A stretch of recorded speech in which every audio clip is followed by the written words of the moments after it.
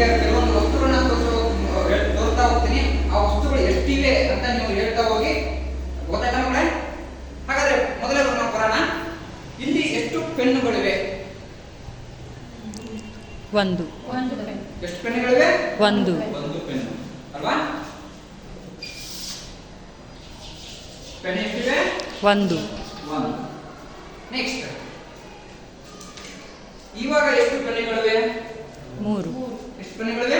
ಮೂರು. ಮೂರು ಪೆನ್ನುಗಳು. ಪೆನ್ನುಗಳು ಎಷ್ಟಿವೆ? ಮೂರು. ಮೂರು ಇವೆ ಅಲ್ವಾ? ಹಾಗೆ ಇಲ್ಲಿ ನಾವು ನೋಡ್ತಿರ್ಬೋದು ಎಲೆಗಳು ಎಷ್ಟಿವೆ? ನಿಮ್ಗೆ ಕಾಣ್ತಾ ಇದೆಯಾ? ಎಷ್ಟಿವೆ? ಮೂರು ಎಲೆಗಳಿವೆ. ಎಲೆಗಳು ಎಷ್ಟಿವೆ? ಮೂರು.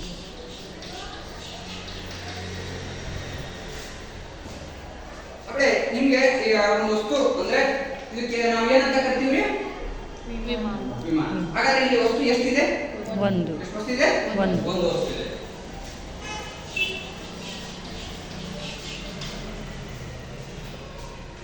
ಮಕ್ಕಳೇ, ಇಲ್ಲಿ ನಿಮ್ಗೆ ಇದು ಕಾಣ್ತಾ ಇದೆಯಾ? ಇದಕ್ಕೆ ನಾವು ಏನಂತ ಕರಿತೀವಿ? ಉಂಗುರ ಅಂತ ಕರಿತೀವಿ. ಹಾಗಾದ್ರೆ ಇಲ್ಲಿ ನಿಮ್ಮ ಕಣ್ಣಿಗೆ ಎಷ್ಟು ಉಂಗುರಗಳು ಕಾಣ್ತಾ ಇದ್ದಾವೆ? ಒಂದು. ಒಂದು ಉಂಗುರ ಕಾಣ್ತಾ ಇದೆ.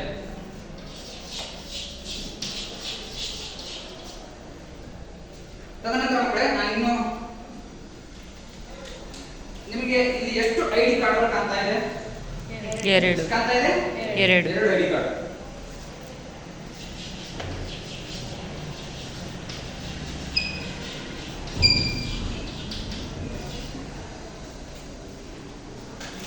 ಮಕ್ಕಳೇ, ಇಲ್ಲಿ ನಿಮಗೆ ಕಾಣ್ತಾ ಇರೋ ವಸ್ತು ಏನಂತ ಗೊತ್ತಾಗುತ್ತಾ? ಹೂವು. ಏನಿದು? ಹೂವು. ಹೂವು. ಎಷ್ಟು ಕಾಣ್ತಾ ಇದೆ ನಿಮಗೆ? ಒಂದು. ಒಂದೇ ಹೂವು ಕಾಣ್ತಾ ಇರೋದು.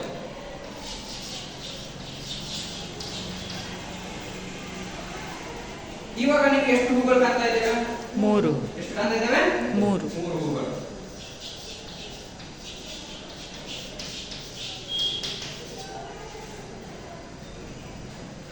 ಮಕ್ಕಳೇ, ಇಲ್ಲಿ ನಿಮ್ಗೆ ಕಣ್ಣಿಗೆ ಕಾಣುವಂತ ಎರಡು ವಸ್ತು ವಾಹನಗಳು ಅಲ್ವಾ?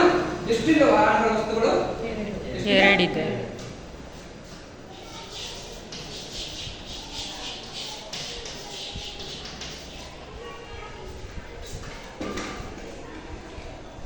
ಮಕ್ಕಳೇ, ನಾವು ಇದನ್ನ ಏನಂತ ಕರಿತೀವಿ? ಬಳಪ. ಹಾಗಾದ್ರೆ ಇಲ್ಲಿ ನಿಮ್ಮ ಕಣ್ಣಿಗೆ ಕಾಣುವಂತ ಎಷ್ಟು ಬಳಪಗಳು ಕಾಣ್ತಾ ಇದ್ದಾವೆ? ಮೂರು. ಮೂರು ಬಳಪಗಳು ಕಾಣ್ತಾ ಇದ್ದಾವೆ.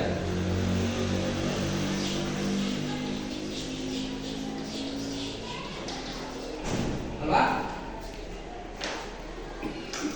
ಮಕ್ಕಳೇ, ಈ ವಸ್ತು ಯಾವ್ದಂತ ನಿಮ್ಗೆ ಗೊತ್ತಾ?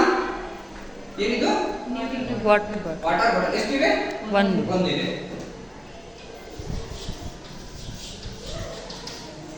ಇಲ್ಲಿ ನಮ್ಮ ಕೊಠಡಿಯಲ್ಲಿ ಕಾಣ್ತಾ ಇರುವಂತ ಫ್ಯಾನ್ ಎಷ್ಟಿದೆ? ಒಂದು. ಎಷ್ಟಿದೆ? ಒಂದು. ಒಂದೇ ಇರೋದಲ್ಲ? ಫ್ಯಾನ್ ಎಷ್ಟಿದೆ? ಒಂದು. ಹಾಗಾದ್ರೆ ನಿಮ್ಮ ಮನೆಯಲ್ಲಿ ಅಂದ್ರೆ ವಿಜಯ್ ಇದ್ದೇಳು, ನಿಮ್ಮ ಮನೆಯಲ್ಲಿ ಎಷ್ಟು ಹಸುಗಳಿದಾವಪ್ಪ? 4 ಹಸುಗಳಿವೆ. ಕೂತ್ಕೊಳ್ಳಿ.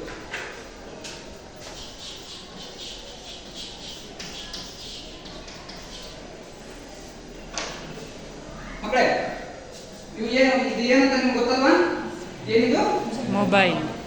ಎಷ್ಟು ಜಂಗಮವಾಣಿಗಳು ಅಂದ್ರೆ ಎಷ್ಟು ಮೊಬೈಲ್ಗಳು ನಿಮ್ಮ ಕಣ್ಣಿಗೆ ಕಾಣ್ತಾ ಇದ್ದಾವೆ? ಎರಡು. ಎರಡು ಮೊಬೈಲ್ಗಳು ನಿಮ್ಮ ಕಣ್ಣಿಗೆ ಕಾಣ್ತಾ ಇದೆ ಅಲ್ವಾ?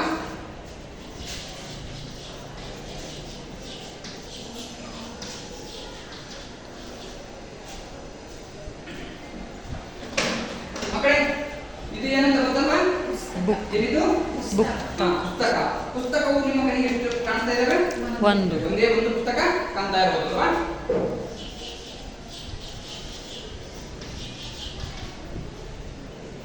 ಹಾಗಿದ್ರೆ ನಾವು ಈ ವಸ್ತುವನ್ನ ಏನಂತ ಕರಿತೀವಿ? ಪೆನ್ಸಿಲ್. ಪೆನ್ಸಿಲ್. ಎಷ್ಟು ನಿಮಗೆ ಕಣ್ಣಿಗೆ ಕಾಣ್ತಾ ಇರೋದು? ಒಂದು. ಒಂದೇ ಒಂದು ಪೆನ್ಸಿಲ್ ಅಲ್ವಾ?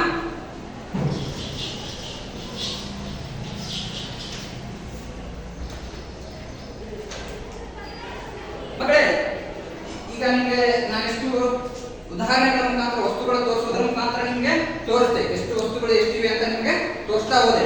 ಹಾಗಿದ್ರೆ ಯಾಕೆ ಸರ್ ಈ ಉದಾಹರಣೆಗಳು ತೋರಿಸಿದ್ರು ಅಂತ ನಿಮ್ಗೆ ಕುತೂಹಲ ಇರ್ಬೇಕಲ್ವಾ? ಇದೆಯಲ್ವಾ? ಸರ್ ಯಾಕೆ 1, 3 ಯಾಕೆ ಇವರು ಈ ತರ ಹೇಳ್ತಿದ್ದಾರೆ? ಯಾರು ಕುತೂಹಲ ಇದೆ ಅಲ್ವಾ?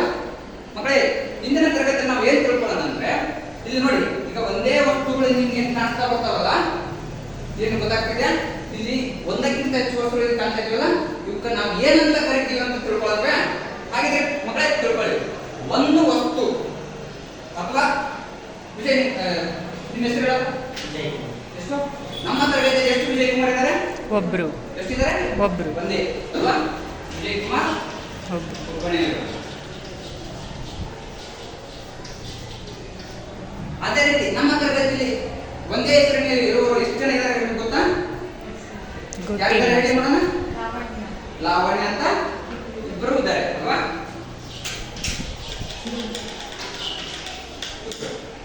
ಹಾಗಾದ್ರೆ ಮಕ್ಕಳನ್ನ ನಾವು ತಿಳ್ಕೊಳ್ಳೋಣ. ಒಂದೇ ವಸ್ತು ಒಬ್ಬ ವ್ಯಕ್ತಿಯನ್ನ ನಾವು ಸೂಚಿಸುವ ಪದಗಳನ್ನು ಏನಂತ ಕರಿತೀವಿ?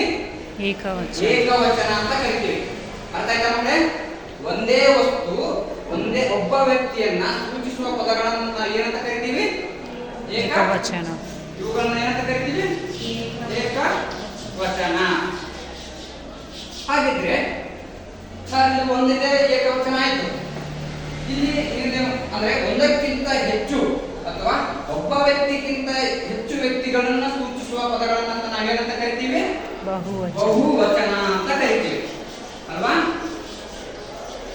ಹಾಗಿದ್ರೆ ಮಕ್ಕಳೇ, ಇಂದಿನ ತರಗತಿ